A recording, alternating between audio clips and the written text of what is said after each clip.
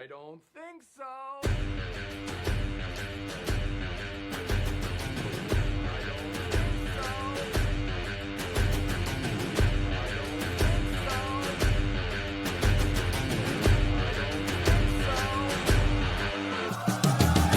Welcome to Title Adam in the House, the podcast where Florida real estate gets real. Buyers, sellers, builders, and lenders. If you're in the game, then you belong in the house. Let's get you to the closing table fast and with less stress. Let's go. Hey, everybody, it's Title Adam. I'm in the house. Thanks for joining me. I am in triple black today, as Cheryl adoringly calls it, the Johnny Cash. It's black shirt, black pants, and tiny black socks. I got Jack Lavoie in the house with me today. He's a licensed real estate appraiser. He is a real estate agent. He's a friend of mine, both he and his wife, Lisa. Jack, thanks for joining us here in the house. Hey, you're welcome. Glad to be here. And sorry I'm not wearing black, but I do have gray, which is within that tone. We're in the same palette. We look really good together, actually. Right, Jack's been out running around Southwest Florida today. I know I chatted with him this morning, and you were out. I think you bounced around, and now here you are back with us today. So what did you see out there today that you really liked? First of all, it's a beautiful day. Obviously, I like the heat, so that's not too bad. Basically, did some appraisals, looked at a few different wide range of properties. One that was a fixer-upper for a hard money lender, one going to lend some money, one that wanted me to look at it, see what the potential is before they sent out the money, and then a couple of more traditional homes. But it was great. It was a nice day out there. Yeah, I like to see that, though. I like the idea of an appraiser going out and looking at a deal, and you know, you're also a real estate agent, so you could see yourself if you were in the deal and how you would feel about that. Exactly Obviously, there's all of the HGTV. Here's what I would do. Here's how I would design on a dime. You know, obviously, what works and what doesn't when it comes to that. So it's interesting to see you out in the market and looking around.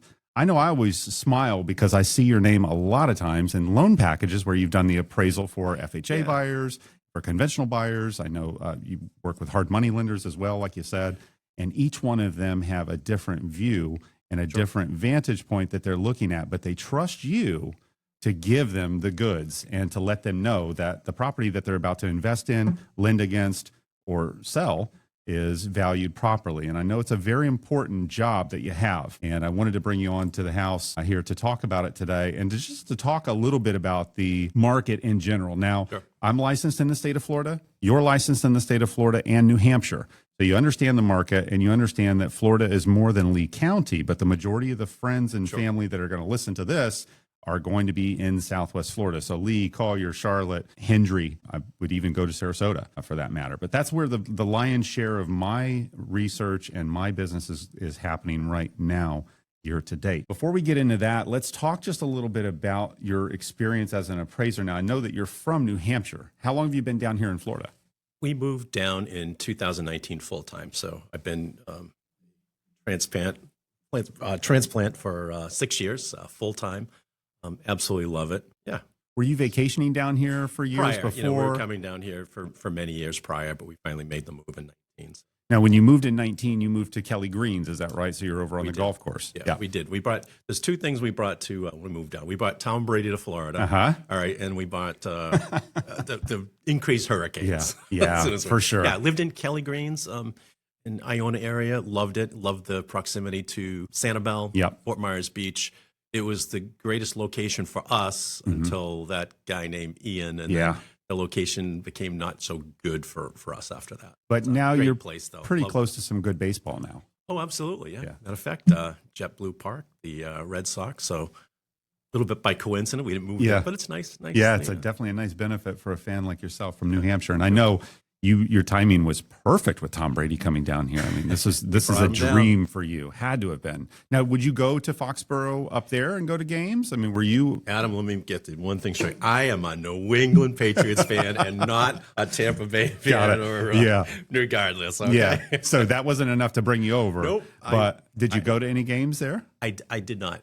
They actually play the New England comes down this year. So I'm we're going to try to get there. Go check it out then. Yeah, that's very good. And then I know they got some killer concerts up there in the Tampa area as well. And you come to some down here in Estero, I've seen. So you came down in 2019. And from that time, the market was white hot when you got here.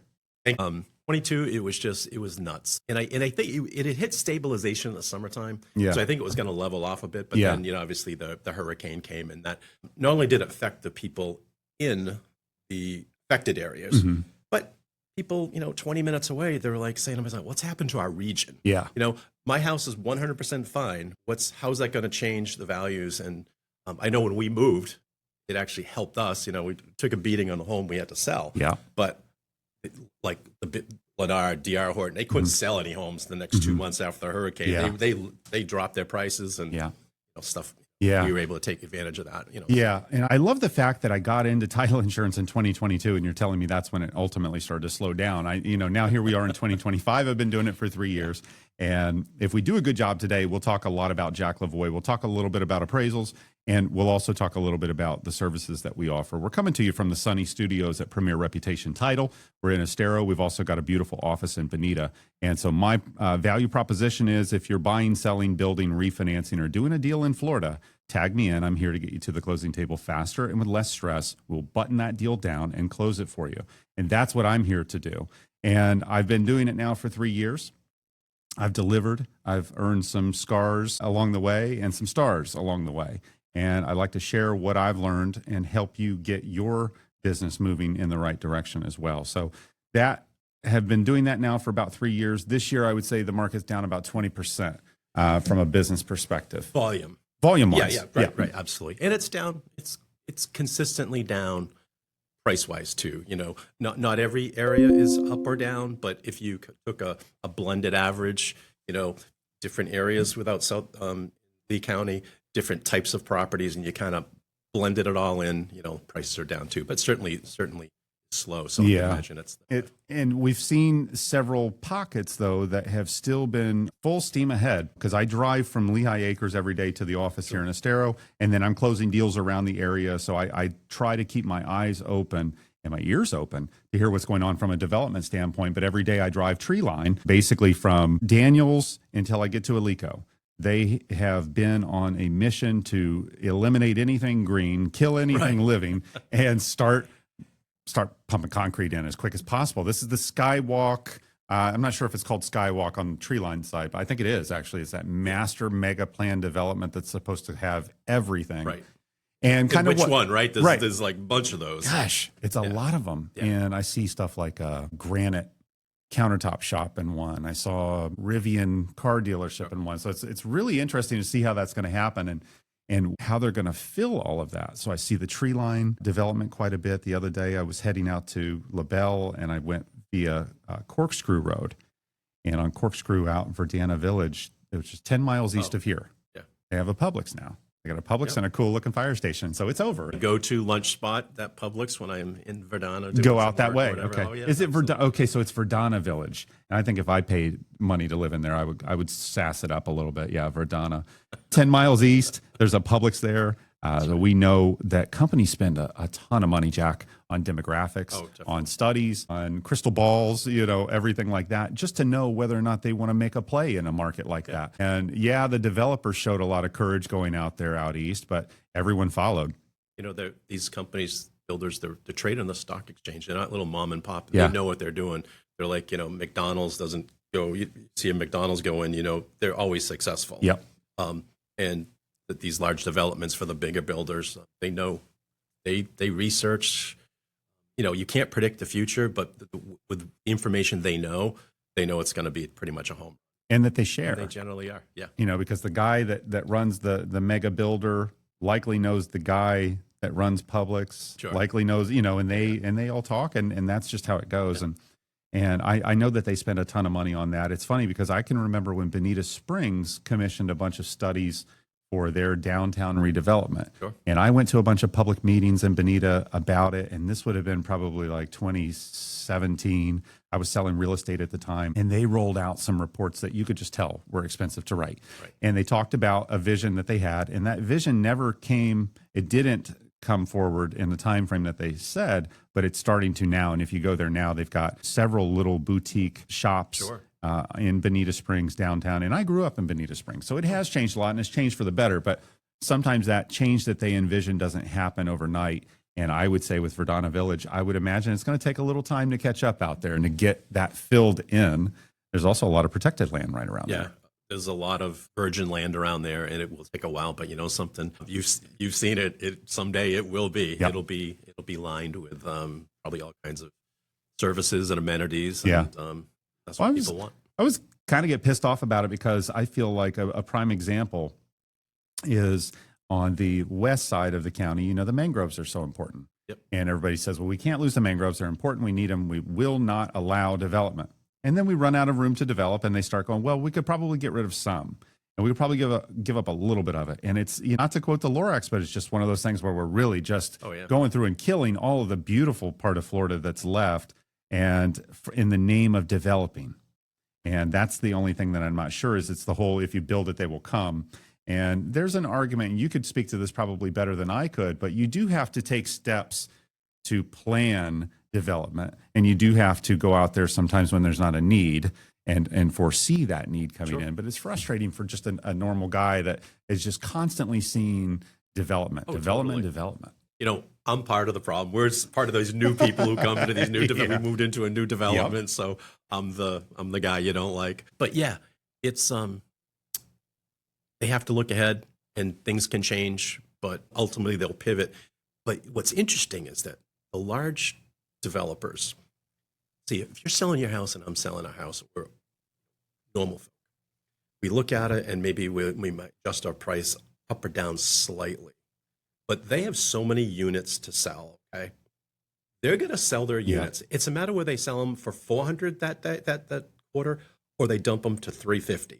They just sell the units, and then the next quarter they can sell them a little bit more, maybe a little bit more. Then we have a bad quarter, so they're pros, and it's a business to them. Yep. They're not like, oh no, we thought we were going to get $400. Now, in order to sell it, we're going to have to sell it for $360 because they understand they're going to sell 40 of them at $360. The volume play. Then to clear out their inventory, create a little demand, and then a year from now they're going to sell a bunch at $440. Yeah. And it's a long-term thing. Yeah, I have one house to sell and make everything on it. Right. I got to make it count. And they go, well, we've got 400 homes that we've got to sell. A great example is a development in Lehigh, Ibis. Yeah. They were first quarter that ends. Their fiscal year is not doesn't start at the first of the year. They were giving away homes there. I mean, deals. And I went in there and I talked to the guy. I said, hey, it looks like you jumped your price up a little bit. He said, this is what we did. We sold every home that was, we sold every home that was constructed, got rid of the inventory. He says, we don't have another closing for two months. And so they're smart. Supply and demand. Yeah. That's it. Yeah. So I look at that and go, okay, so in Verdana Village, it looks like you're renting out there, new homes, obviously, rentals from $2,700 to $6,200. There's always going to be that guy that just, gets a fortune for it. But $2,700 to $6,200, not really a bad price. Yep. Don't know if it's baked in that it's 10 miles east, if that's maybe why.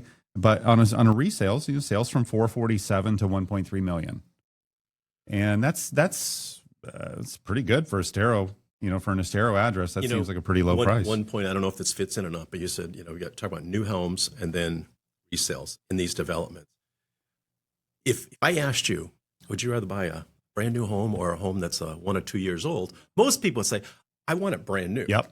However, the 1 or 2 year old home actually commands more money in most markets down here because it's available now. Yeah. People don't want to wait 6 months. They don't want to wait 7 months. Yeah.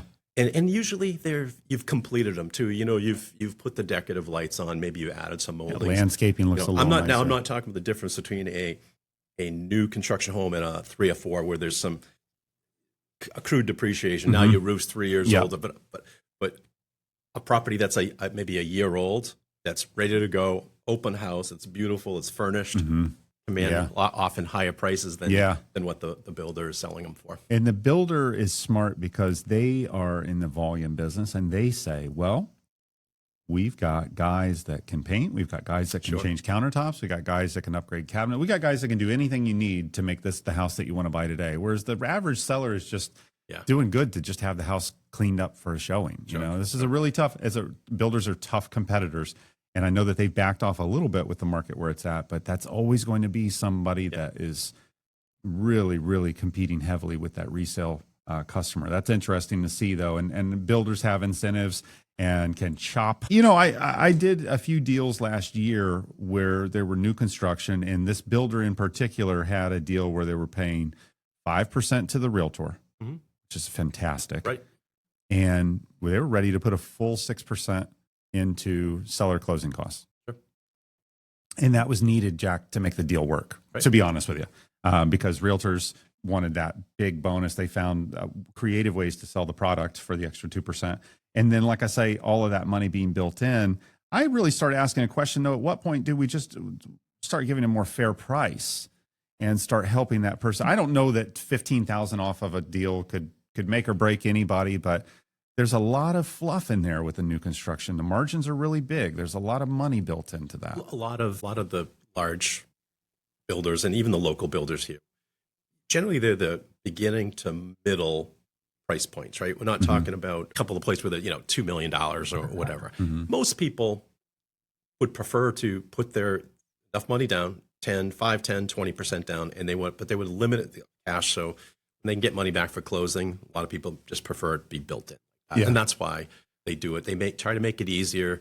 They try to pay $15,000 or $20,000 or $10,000 in closing costs. Yeah, prices inflated because of that. But it also allows more people to be able to get into the home that maybe were $15,000 short on cash. You know, you could debate whether you should be putting your last dollar into a home or not. That's a totally different conversation. It's a balloon, though. You squeeze one end and the other end inflates. Yeah, no, absolutely. Yeah. I mean, if you buy a property for $400,000, getting $15,000 back, like I'm buying your house. Sorry, I'm paying $385 for that. You sold it for $385. Yeah. So. Yeah. It is a balloon that gets squeezed. So yeah, for sure. Absolutely. I got to tell the story. You were given the proposition, but I got to tell a story about how I met you. Oh yeah. I wish you would. Yeah. That'd be great. And by the way, I'm looking at the camera here. You didn't ask me to do this. Yeah. This is a freebie. My, when we moved to, it was our condo, one of our condos that we had damaged down there. We finally, we get it under contract and we put it on Facebook. We said, hey, all right, looks like we got this guy named Adam messaged us, right? We were already friends somehow because he's such a good networker. He said, hey, I can do this. And I'm going to tell you something. I'm going to work my tail off for you. The next day, he had a title. He did the title. You did the research within 24 hours. And he started working on it. He started working on it at nighttime. And by the morning, it was just crazy. And that was the first time I ever met him, and he's become friends for sure. But he's definitely, from that moment, he was my go-to as far as the title guy. So 24 hours. Yeah, I'll never forget that, Jack, either, because just to give a little extra perspective on it, it was at St. Patty's Day weekend. Yeah, it was. And Jade came with me to the open house with the baby, and we brought a 4-leafed clover plant. And now this one wasn't yours, Jack. This was one that you guys had listed. Yeah. Because I remember this one. We showed up. Yeah, it was in our the seller was there, and the seller said, "Oh, well, that's cute. You're coming into what you trying to get some business here? We're trying to get some business. Want to do your title?" And he ended up hiring us, and we ended up doing the deal. And you guys sold it so fast and got him great price for it. And I remember when he came in, I kind of I had my shoulder out for a back pat. And I remember this guy because he came in and he said, let's be clear. It wasn't the 4-leaf clover. It wasn't the realtors that sold it. It was my price that I said that I was, and he was really defensive and proud of that deal. Funny. But I remember doing the next deal, which if I'm not mistaken, Jack, was on your property. And I did cook that one and I did it really fast. It was a pleasure working with you guys. And I remember saying, I want to work with them again. And Jade really likes you guys a lot too. When you guys were recently at the Heart concert here at Hertz, I had toyed around with getting a ticket and going. And then I saw that you guys had a table. Yeah. I thought I got to go. And then you know what? I do this every time. I wait until the last possible minute. Preferably it gets sold out completely so that I can say I couldn't have went. And then I just never get to go. But that was one that Jade really likes Heart. And I really like Heart too. The song Alone is the one that I wanted to see them perform live. And I know that we're probably at a point now to where there's not a lot of those shows left with them. And I know one of the sisters had cancer, I think, earlier this year, was battling some pretty tough stuff. And I would have really liked to have been to that show. But they're not all the heart and people who play there. They're not in their 20s anymore. Right. No, and that's what I mean. They're definitely, you know, they've played these songs. They play them well. I saw REO Speedwagon probably 10 years ago. And that sounds like a long time ago, but then consider they had been playing the songs that I saw 10 years ago for probably 40 years when I saw them. And they were just so well oiled and so good. They sounded so darn good.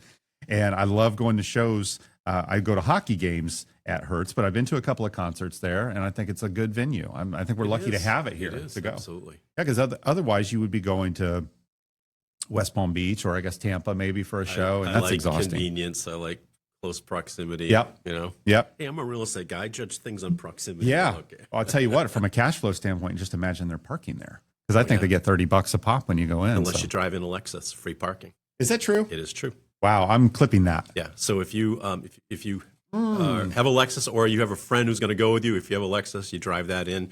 They point you to the parking. It's free parking. Wow, that is. We found that out by that's accident. awesome. We just happen to have my wife drives a Lexus. That's, you know what, I'm going to the dealership after this episode. Free parking. Yeah, man, that is awesome. That's really good. And then you said that you love the heat coming from New Hampshire. That's, I don't know. Sometimes I say maybe you haven't been down here long enough, but 6 years in the sun, yeah. you definitely love the heat. You know, I don't know if it's a love affair with the heat or a hate relationship Of with the cold. Yeah. You know, so We get a little older too. Our joints do better in the heat than they do in the cold for sure. How often do you go back up to New Hampshire? Are you up there pretty regularly? I go up regularly because I go see my family. Yeah. So actually, I went probably every 6 weeks ago just to see him. And actually, my dad passed away a couple months ago, but still go up to see my mother and Sure. my sister and everything. That was the only thing. You move down and, you know, your family's still up there. Yeah. And I'm more mobile than they are. So Yeah. And you probably have friends that come down to visit you Yeah. from up there, and then you go up there Absolutely. as well. But when you have friends that come down to visit, where do you like to take them to golf? Where's the spot where you go, I'm going to get you out? Yeah, you know, we don't live in a golf community anymore, so that's a challenge. Let me tell you, during the season, that's a challenge. Yeah. We play Ibis Landing, which is in Lehigh, Yeah. but it's a Lennar development, and they have a golf course. It's eventually will be completely private, and that's a good place we get on. I enjoy playing Crown Colony and you know, a lot of these places, especially in the summertime. Like the Golf Pass, you can go and play different places. Yeah. I've played the Renaissance. We go down to we'll take a drive down to Ave Maria, play the National That'd be Panther, go up to Babcock, play Webb's Preserve and Babcock National up there.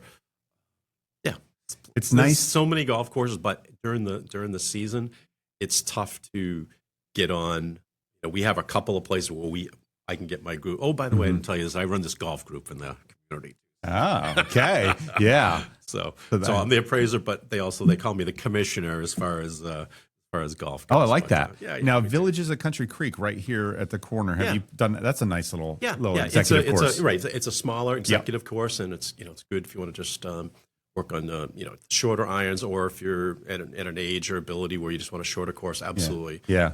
The nice thing about that place is that usually you go to a course they call an executive golf course. It's usually not only short, which is okay, but they're generally not in very good condition. Right. That one's a short golf course that has nice greens, nice fairways. Yep. So even if you brought someone who was like a really good golfer, they would still enjoy that. Yeah. Because a good golfer does not want to go and play. There they go. Let's go to Top Golf if we're doing that. Crummy Yeah. greens. Yeah. You know, so, Yeah. That's interesting, though. And it's nice to live in paradise. And I know the golf has to be beautiful up in New Hampshire as well. Oh, yeah. You got less time in the year that you can play, obviously, but they must love coming down and visiting with you. And then not to mention, we're just 30 minutes from the beach. And I was at Lover's Key the last 3 weekends in the last month. And even though it's so hot, I just can't stay away. This is the weather we pay for, I guess you'd say. I get appraisal jobs go to Sanibel and Captiva. Still to this day, when I go over that bridge, right, and you just look at the water, or Paradise. when you go down to Fort Myers Beach, it's certainly heartbreaking. But you go over there and you just look. It's just you're reminded what a place we are located in. Now, Jack, I'm thinking back in my mind, if you moved here in 2019, you might have come then right after we had the really bad red tide. Was that right before you came in 2017, 18, I think? Because there were like dolphins washing up on the beach. Let me tell you our timeline.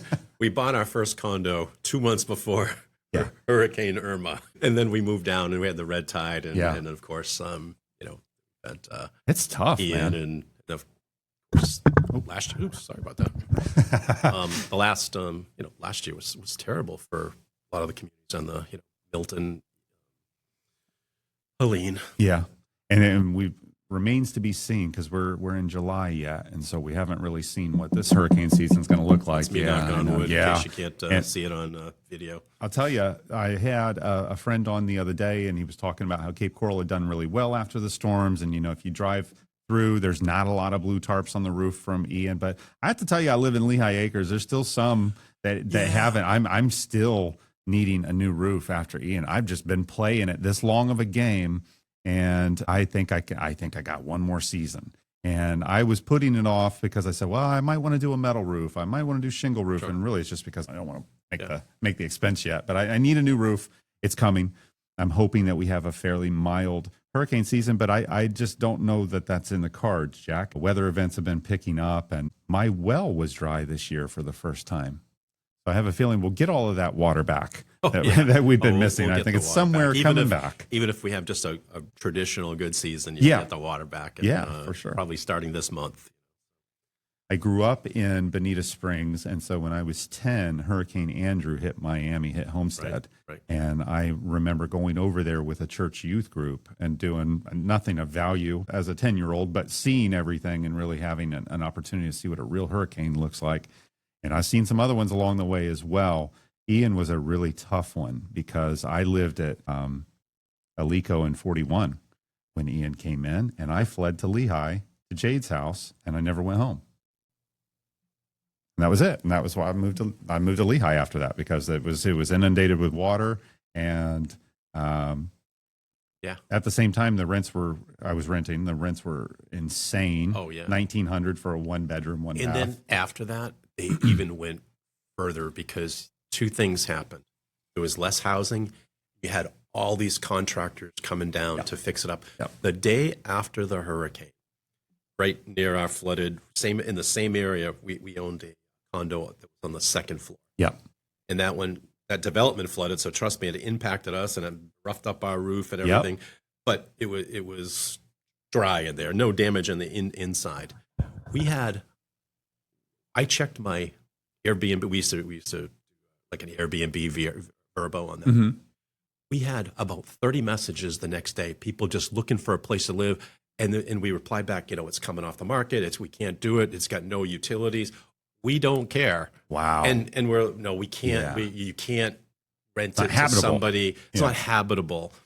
And then I think generally people are good, but unfortunately there are a lot of people who just gouge and try buying cars afterwards. Yep. My wife and I lost all our cars. We had to go to Tampa to find a car that wasn't jacked up by $15,000 to and even then sorry, probably car having dealerships. Probably, and even then having to wonder if it was electronic damage or but they were brand new up there. But down here you didn't know if I feel like off of I guess it would have been off of 82 for a long time, right outside of Gateway there. They had a dumping collection site. Yeah, they did. Yeah, it was pretty dystopian after Ian. I remember it being pretty serious, even as a kid going through a lot of storms down here. I never saw anything like that. And I love being in Lehigh because of that high elevation. Oh, and sure. we're way past, a lot of the wind damage and things like that. But there were tornadoes in LaBelle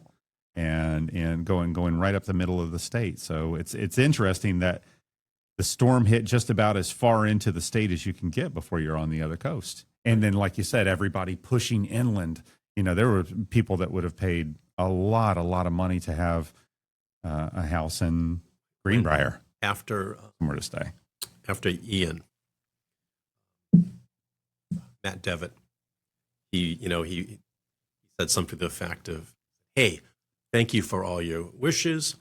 Fine, I'm in my studio. I'm in Babcock Ranch. We didn't lose power." Yep. I talked to the guys at that sales office a few weeks later. He says sales went through he was the number one spokesman for just by accident. Yeah. People were fleeing to solar. They were fleeing to Babcock Ranch as a reaction to one, it's the highest elevation in our area. Yeah. And the fact that it was solo, they didn't lose power. Yeah. And it's a big deal.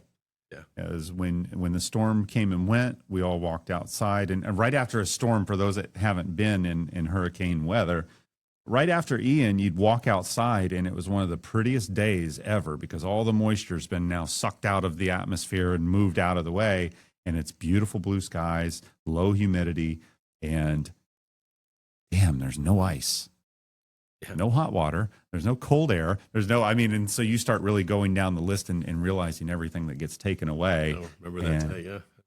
It's really tough. And then you'd find, oh, hey, I heard from so-and-so that the gas station here has, because we didn't have internet, so we didn't have, power, but this gas station has ice running somehow off of a generator. And then you go there and everyone would already be there and you wouldn't be able to get what you needed. And you burn too much gas going there and wait. It's a tough situation, but we do live in paradise. I love living in paradise. And I know as an appraiser that storms like that really bring a lot of challenges to you because those lenders and those investors and those buyers, they want to know what is the market going to do. And I think I made a remark to you this morning and you asked me, okay, so am I appraiser or fortune teller today?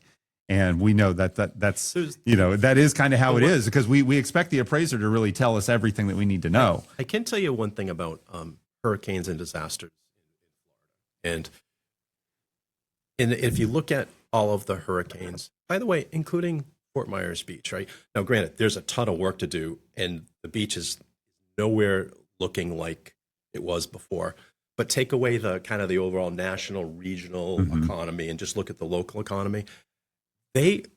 All the places that got hurricane, eventually in a few years, they do recover. Real estate, we're talking real estate now, right? We're not talking about bringing back all the lives that are lost or and it's different. But, the areas recover. When Miami gets hit, they recover. When Fort Myers, it was pretty stable afterwards. Right now with interest rates and everything, hey, if we had decent interest rates, we might not be talking about, prices that are gone down. They might have been going up. And so right after Ian, U.S. appraisers in Florida, we kind of did a study. We were looking at just different events, hurricane events over the years. And we found that within 2 to 3 years, infrastructure's not done yet. That's a 10-year project down at the beach, right? Not 5 years. That's 10 years. But the stability is back. Even Sanibel, that got absolutely destroyed by Ian. Immediately, if you had a house that was built to code, a brand new home that maybe didn't have as much damage, it was overnight. It was 25% less in value than it was before. And a year later, a lot of that value actually came back, so it starts a recovery process. So is that a memory thing? Is that just getting further away from it where people are willing to come back in? There's that unknown factor. You don't know. You just don't know. You're in the midst of it and you don't know what's going to happen. But people start, buying, investors come in, they buy these homes, they fix them up. Good local lenders like Sanibel Captiva, they were loaning money like 3 months after the hurricane for these $2 million projects and sending me out there. And I was doing some appraisals and I'm like, good for them to reinvest in their community where, remember, everybody else is I can remember getting an order for an appraisal 30 days after the hurricane. And I reached out, I said, you sure we're going to do this? I mean, this is like just an obscure lender. They didn't know the area. And I was trying to tell them, I said, we had a hurricane. Oh, no, they still want to do it. I go out and you can't even get to the house. And I just sent some pictures of everything. And I sent it to them and they canceled the order the next day. Yeah.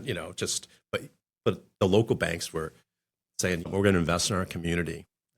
They won't forget that. The community won't forget it. And Sanibel Captiva Bank, they're a great bank local, and they did a lot of new construction before the storm. And certainly it's a risk that they take when they do it. But, there's a lot of belief in Fort Myers Beach. I mean, hell, I look at Margaritaville, which went up after Ian, and then we've had storms since then where waters come up over, across the street.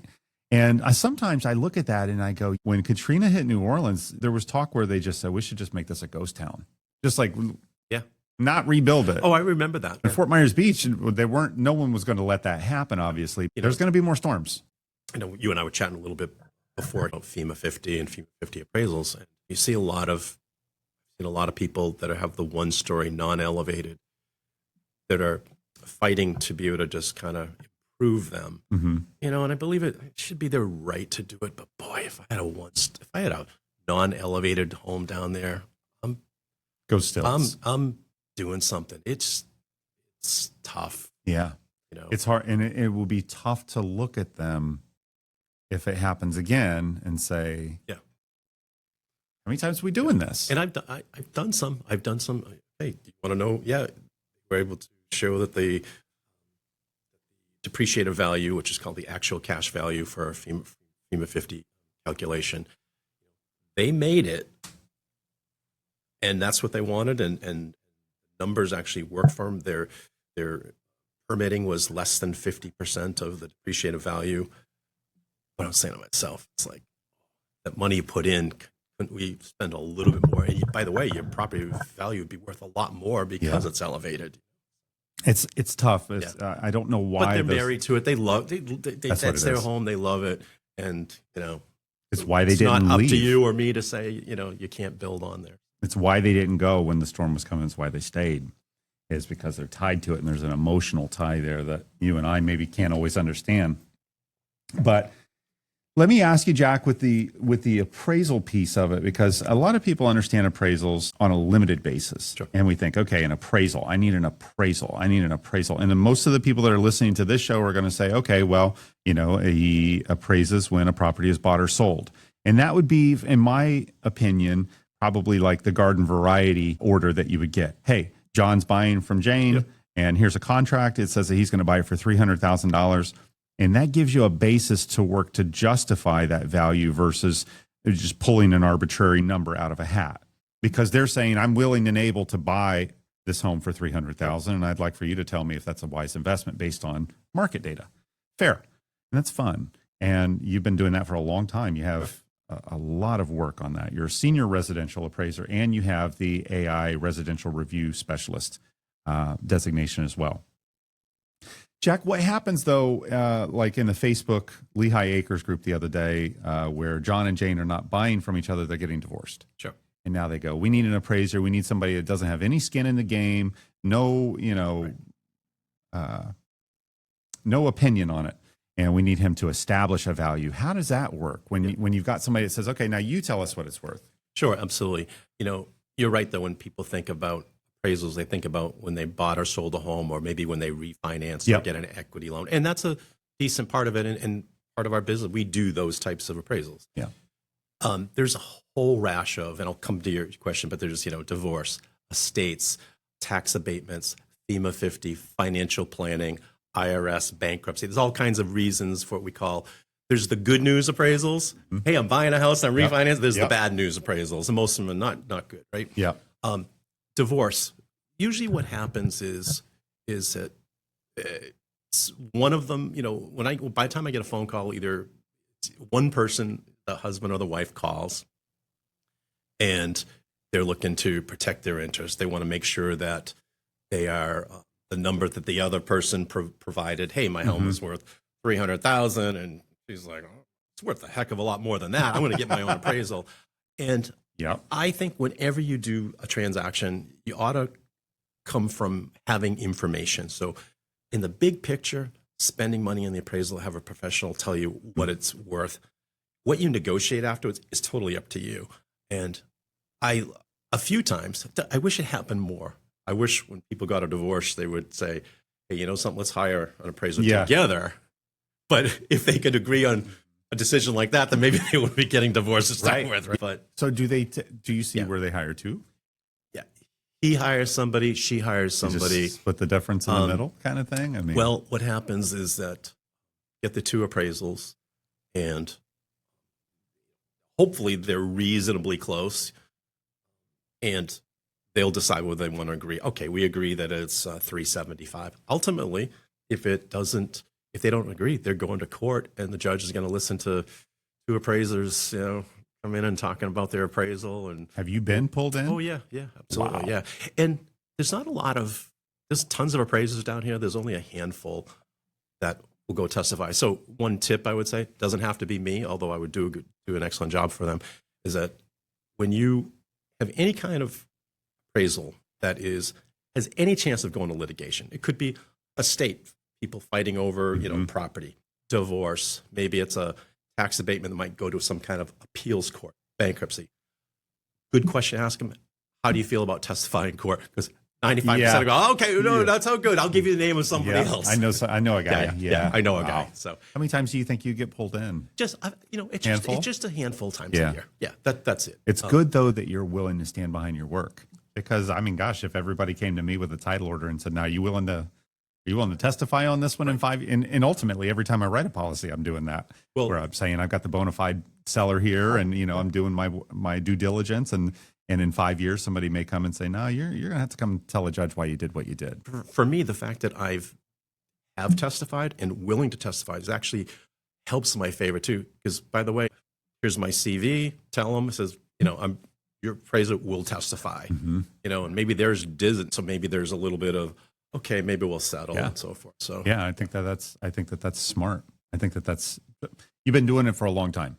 You know your craft. You do best what you do most. Sure, absolutely. Let's stay on that theme though and talk a little bit about. Okay, so you've got obviously the pre-listing. Sure. You probably don't see a ton of that, do you? Because they're leaning on the real estate agent, right? They want them to do a free appraisal for them. Where you see it.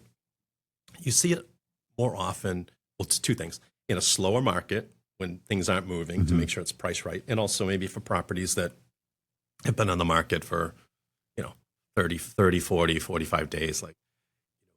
I think it's a great tool for the broker, real estate agent, to say, hey, how about an independent appraisal? Because it takes away that buffer of, I'm your agent, Adam. I'm sorry, you have to lower it. Yeah. No, I don't. But let's have somebody else. Yeah. Hey, that real estate broker may be just knowledgeable or more knowledgeable as far as that market goes, but having an independent person. And when I go in, this is where I come from when I do an appraisal. I'm going to give you my honest opinion. I don't know that you'll love it, or I don't know will not like the results. Yeah. But I'm going to give you my honest, unbiased opinion, and then you can do that with the information. And so for pre-listings, we get a lot of them that are already on the market, and which tells us one thing automatically: we know it's not worth. We know it's not getting ready to expire, but we already know the market has indicated it's not worth the $300,000 that they're asking for. Otherwise, it would have been sold. So, we get enough of those. Yeah. Now, as a licensed real estate agent, I know that there's probably some, some separation between the two. But are you allowed to walk in and say, "I'm also a real estate agent. I know what I'm talking about. I sell homes as well"? Or is there kind of one of those when you're wearing that hat, you try to just stay in the? I do enough things that I haven't been doing. I don't solicit really any brokerage business. I have this really unique plan. It's called fall in your lap marketing. Somebody just say, "Hey, I want you to take care of it." Right? Yeah. And I always thought that if I dedicated myself to that, I could have a pretty good career just being an agent. But I generally stick to that. Doing the appraisal, doing the expert witness work. I do some investing and just some things. So. Now, I had a deal that we closed in the last 60 days, but it was one where last fall an estate had determined the value to be $875,000. Yep. Court approved it.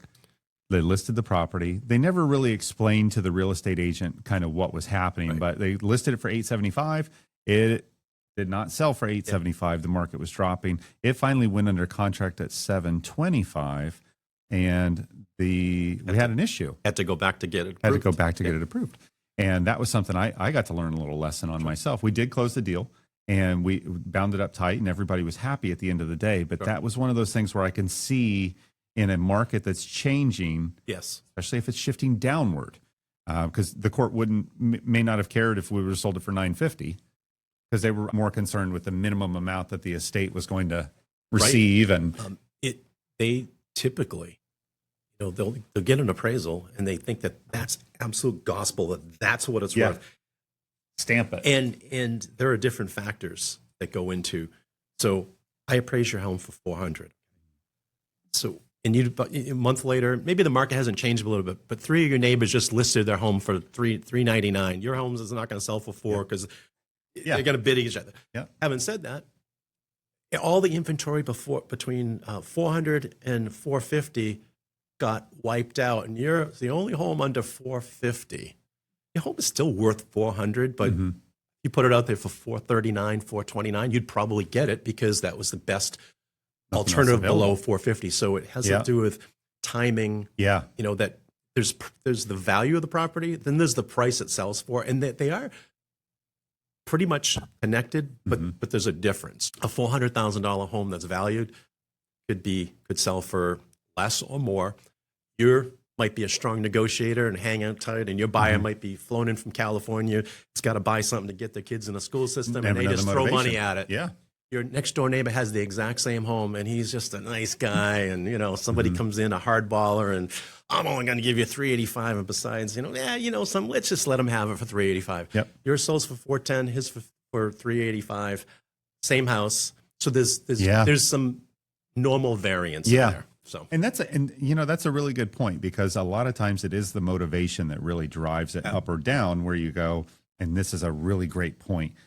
Maybe even I used to always say from California, but I always see them come from New York. Sure. And they go, and we got to get something before school starts. We need to be down here, and they're making that play. And one thing that I love about Florida, and I know anyone coming from New York would love, is we don't have a state income tax. Right. And so they see that and they go, we got to get down there.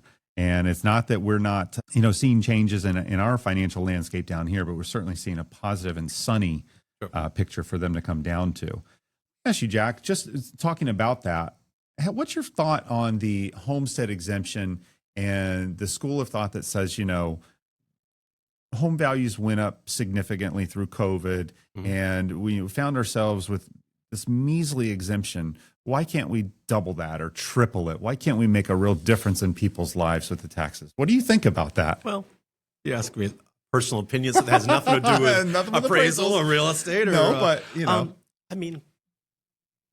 think it's probably good. You'd protect the people who actually, live here. I do investing too, so it's like you don't want to penalize too many people. I generally think it's good to reward, personal opinion, of course, reward the people who live here year round.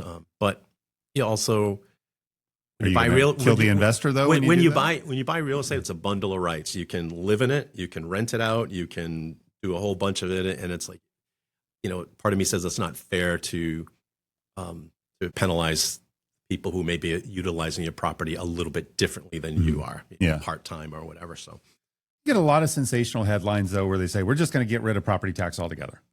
Right. And you go, okay, well, we need firemen, we need schools, we need mosquito control. So that's not going to work. But I think that there is an appetite right now between HOA fees going up and condo milestone inspections and all these little things where we do look and say, are there ways that we could, again, going back to personal opinion, are there ways that we could kind of change that a little bit? And sometimes I think that they could double the homestead exemption. And doubling a small amount is still relatively, it's not a big exemption right now. And but it would help the one with the $250,000 condo. To your point, when that was put in, values were so the percentage, you could double it in the percentage.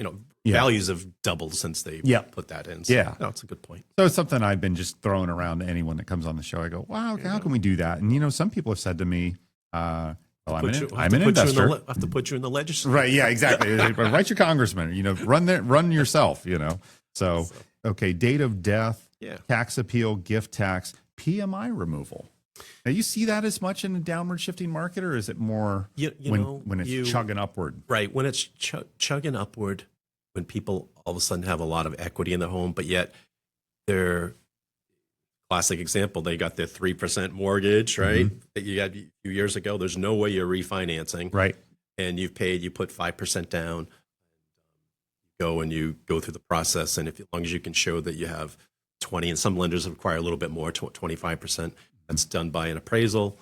But we're not seeing much. There's not a lot of people who do it. Yeah. If anything, the people that bought with 5%, 10% down over the last several years are actually seeing their equity. Short The sales. short sales are coming back. Yeah, I think so too. Yeah. I'm ready for it too. Our team is ready. We've got 5 licensed agents here in the Estero office. We've got licensed agents in Bonita as well. And short sales are, I went through the last housing downturn and I was a champion. I was a mortgage lender at the time. And then I got into selling real estate on the upturn. So I've seen it come around. I know that it's coming. I know that we can work through it.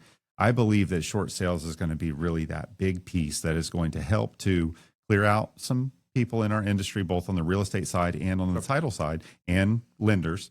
And then also shrink that population down a little bit. And then let us get back to some pre-COVID housing values. Because I mean, there's no question that people were overpaying and no one was blaming them or saying that they were wrong to do it. But the reality is that it's a supply and demand thing. People wanted to be in paradise, no longer restricted by a distance to the office because you're working remote. It was just a dream scenario. There was an article came out a few weeks ago, something naming Cape Coral was the quote worst market in the world, which is not true. Yeah. Because what happened there was that during COVID, people realized, one, they wanted to move in. People wanted pools, they wanted vacations and everything. And Cape Coral had all these properties that were perfect for. I mean, people came and were buying them, and their investors were buying them, and corporations were buying these properties for Airbnb, and prices were going up. So what they forget to tell you in that article is that yes, it's dropped probably more than or as much as some of the, but it went up a lot more than Right. So We're not in a net negative. Whenever you see markets going big declines, you look at the ones that decline the most. They're also the ones that went up the most too. So is that equilibrium. The swing is bigger, and that's not healthy, but it's not a bad market. And it'll level out. It'll find its equilibrium, and guess what? It's still a great place to live. And guess what? They're still building. Yeah, right. The big builders are there. The little builders are there. And, no question. Yep. And just like in the last housing downturn, the ones that went in first usually came out first too. Right. And so, a lot of people talk about California, Arizona, Florida, Utah, Nevada. And those were the people that were coming out in the early teens and that were really coming out nicely. So I love Florida. I think Florida long term, I'm more worried about the water rising up than I am and the storms than I am anything else. But that said, that's my only negative. But I absolutely love. Yeah, it's great. I go up and go, how's Florida? How do you like it there? I'm like, try to contain my excitement. Yeah, well, a snowstorm up there. I'm like, it's awesome. Yeah. Well, they say you get a lot of company coming down when you move to Florida, and they say companies like fish. After a couple of days, it starts to stink. So you don't want to brag too much because then they're always wanting to come down. But I can imagine, like I said, this time of year, it's probably pretty darn nice up in New Hampshire as well. But it won't be too long before they'll be looking to come down south and get a little of that sunshine that we've got. I wanted to just switch gears and talk a little bit about my area that I'm in there. I live in Lehigh Acres, and they're going to be doing some development on 82 east of Daniels. I guess it's Mirror Lakes technically, but on the south side of 82. At the Kingston? Yeah. The cut through for an 82 Corkscrew. If you're on 82, there's like a 7-Eleven. Jaguar, I think, might be on the north, and then on the south, there's like Blackstone. There's a development there. And anyways, they're going to be bringing in some big box names. And when they do that, I'm imagining there's not really developable land to the south of that because the airport's there. But if you went north of 82, there's a ton of vacant land that big builders own. From the last bus still, Milwaukee area, that whole area of Mirror Lakes, pushing the development up into Lehigh. And I live at Lee and Homestead, so I live I'm downtown. But I believe that south section of Lehigh could get really hot really quick.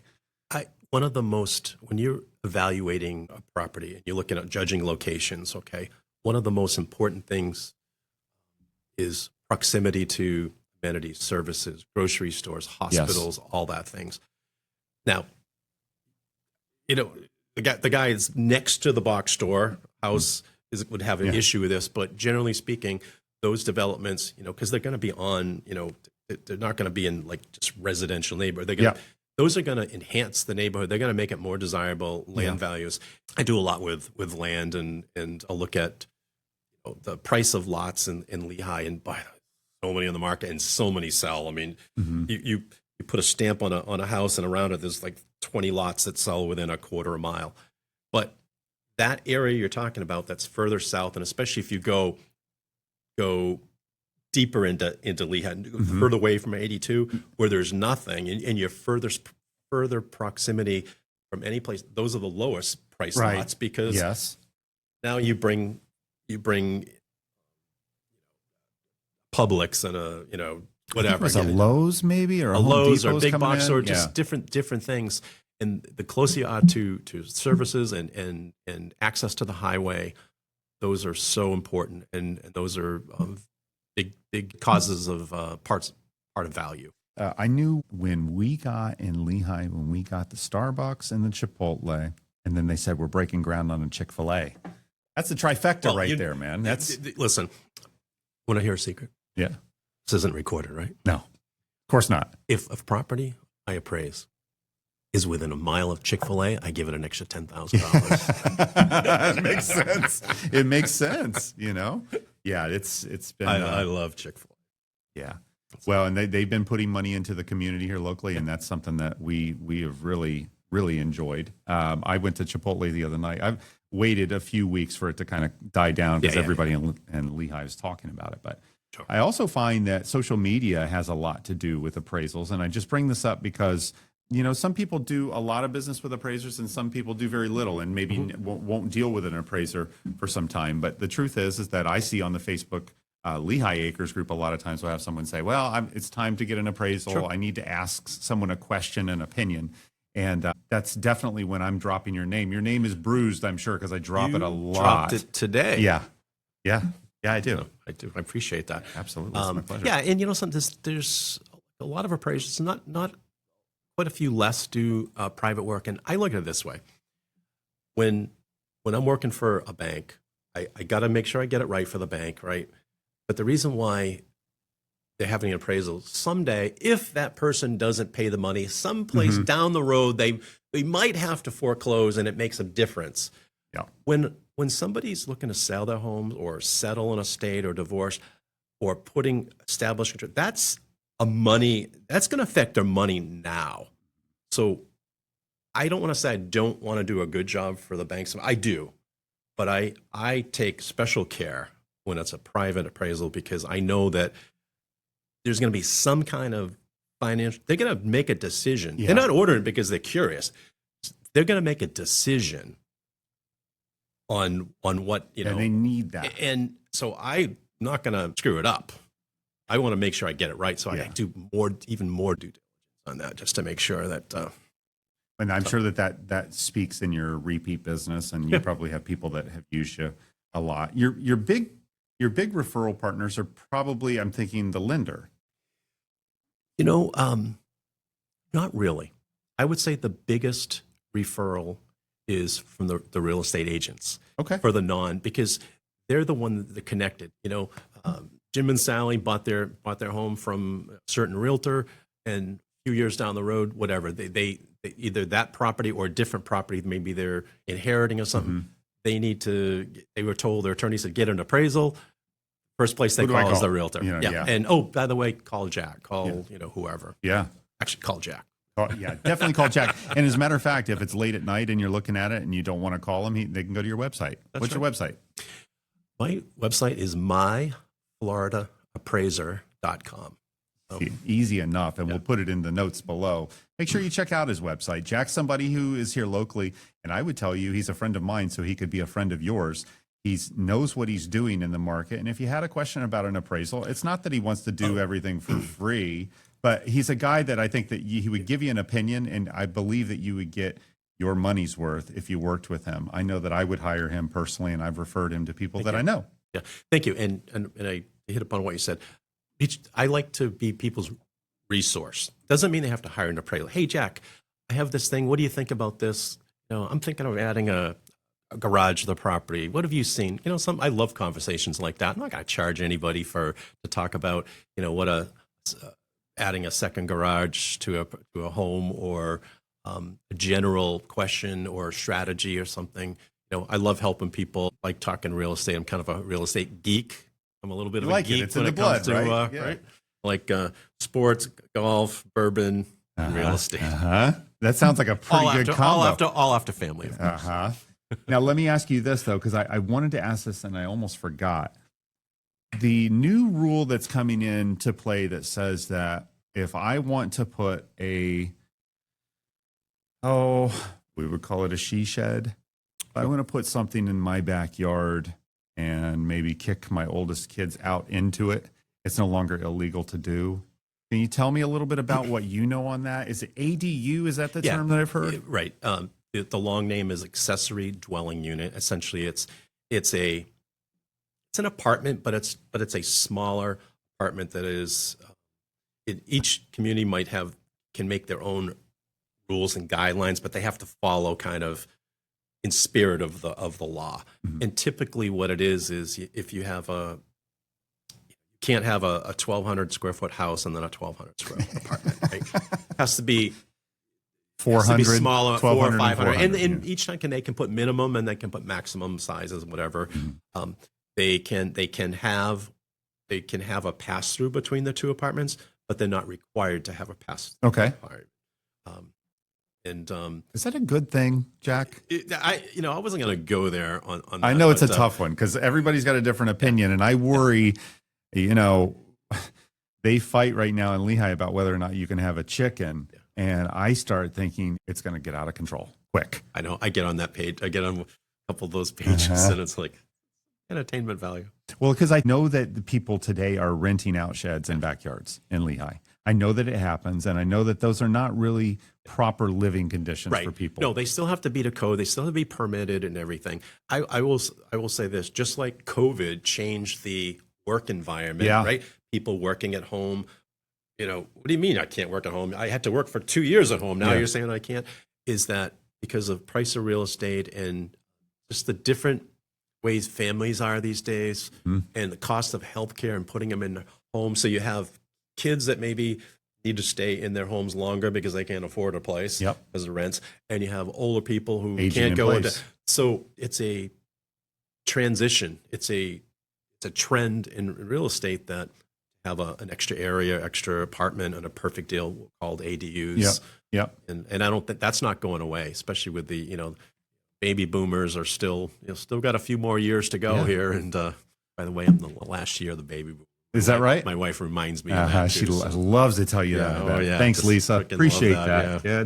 kid. Now, do you think, is there any kind of density cap on that? I don't know. I'm just thinking somebody putting 10 sheds in their backyard and it's like there's zero grass. No, they're every county municipality is going to have their regulations. You still have to follow the regulations. Right. But they have to, when they do their regulations, it has to follow the spirit of like the law doesn't say you just have to allow these, whatever they want to put in there. Yeah. There's still a minimum standard. They still put standard. They still have to be to code. They still have to have, certain they can have size limitations. I think, and I know think it's a hot take. I think they're really good because it sets some kind of a standard. It's good that it sets a standard, but the fact that they're allowing them, personally, I think that's a great thing. And again, just for the way life is these days. Mm-hmm. Yeah, when I think of appraisals with it, I think of non-conforming. I think of someone wanting to put a log cabin in the middle of a house, of a neighborhood with non-log cabins. And I go, but there is something to be said about using your property the way that you want to. Yeah. There is something to be said about communities making decisions as a group of what those minimum standards would look like. But I kind of like giving the framework for them to be regulated because then I feel like it's less in the dark because there are people that are here that are renting sheds and backyards. They're not supposed to be here. Yep. And so because they're not supposed to be here, they won't complain about the conditions that they're living in and spending money on. And that's not really good, especially when we live in an area where a storm could come through and wipe that out. Just to clarify, my position is ADUs are a good thing.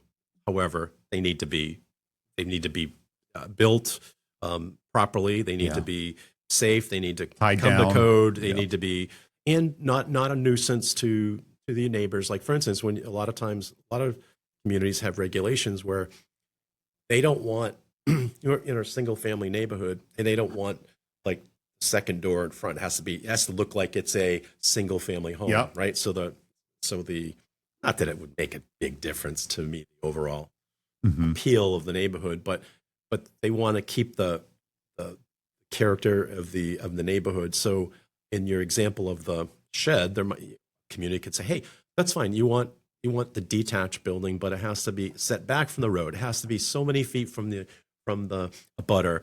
It has to have some, I'm making stuff up here, but it has to have some shrubbery around it. You know, it has to look like it's more natural. Yeah. You know?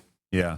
I think it's be interesting to see what happens. Because I could see areas like Cape Coral. I mean, God, you can't even park a truck in the driveway in certain properties. And then you go to Lehigh and people have car lots in the front yard. And no matter what you do, there are going to be people who are just utilize these outbuildings without permits. And that's not going to stop that. Yeah. Yeah. Well, more to come on that for sure. But I wanted to have an opportunity to ask you about that because I know that, you know, it's not all black and white and things change all the time, but it's definitely, you know. And they, I'll tell you, they add value. People, that's something that 20 years ago, okay, on an ADU, they didn't call them that back then. Call them in-law apartments. In-law suite, yeah. But that's a valuable, amenity, and you usually get full return on your dollar when you spend on it. Used to be, if you're in a neighborhood of 1,500 square foot, 3-2 ranch, ranch style house block, and when you start adding features, you add a larger than typical porch. Well, if it doesn't conform to the neighborhood, you get some of that money back, right? If you're in a neighborhood that doesn't have any pools and you have a pool, well, you're not going to get dollar for dollar. But the ADUs, because they have an economic value, even if you don't rent it out, the fact that somebody in your family can utilize it, that's the same as paying. That's the same as collecting rent. In one of those, right? You know, so it's art studio. I play guitar. They're valuable. Yeah. And I think what it does is it allows, and just in my situation, we're in a very small home built in the 70s in Lehigh, and we have more people in it than you would comfortably put in a house. It's true, but we constantly throw around these things. One, we're on city water and sewer. Yep. We're right by the hospital, so we're on their power grid. We've never lost power in a storm. Nice. We're in an established little neighborhood with no HOA fees. The people are great to us there.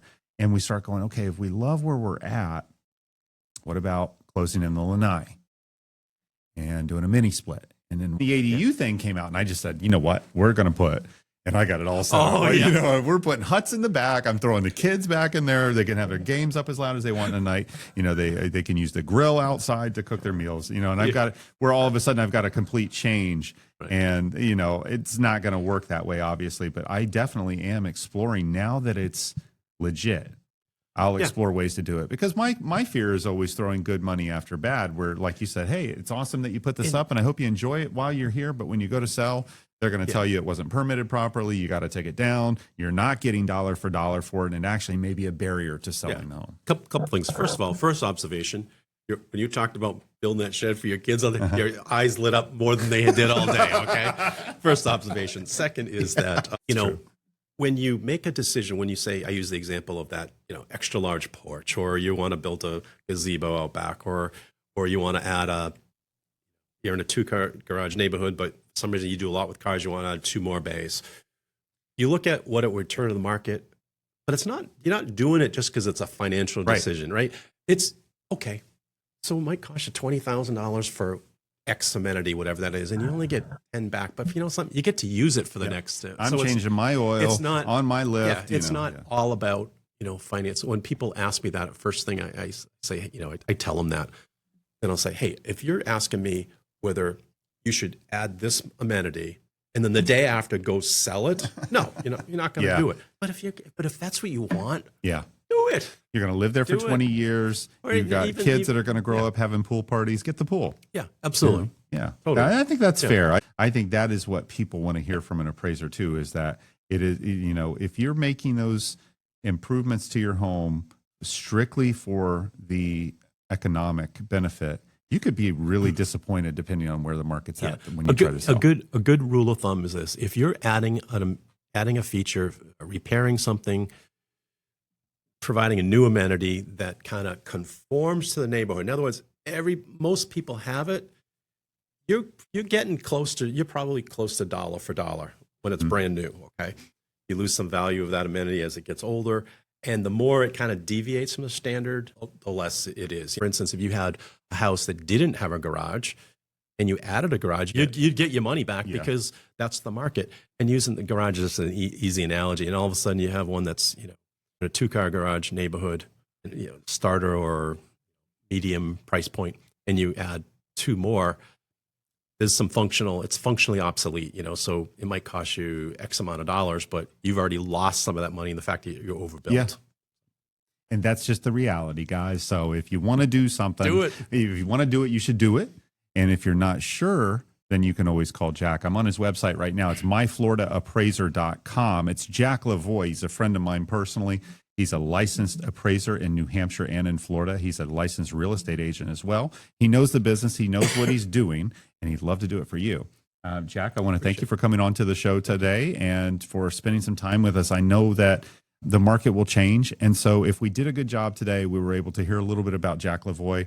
We were able to hear a little bit about myfloridaappraiser.com, which is his website, and the services that he offers. And then I'd like to always close letting you know, when you have Jack appraise that property that you're ready to buy, make sure you tag in Title Adam once it goes under contract. If you're buying, selling, building, refinancing, or doing a deal in Florida, I want to be there to help you. I'm licensed. I'm local. I'm ready to go. My name is Adam. I do title. They call me Title Adam. We are in the house with Jack Lavoie. Jack, thanks for showing up. Thank you. That's a wrap on Title Adam in the house. Subscribe, share, and tag in Title Adam when it's time to close. You want to be a guest? Book your spot. The link's in the show notes.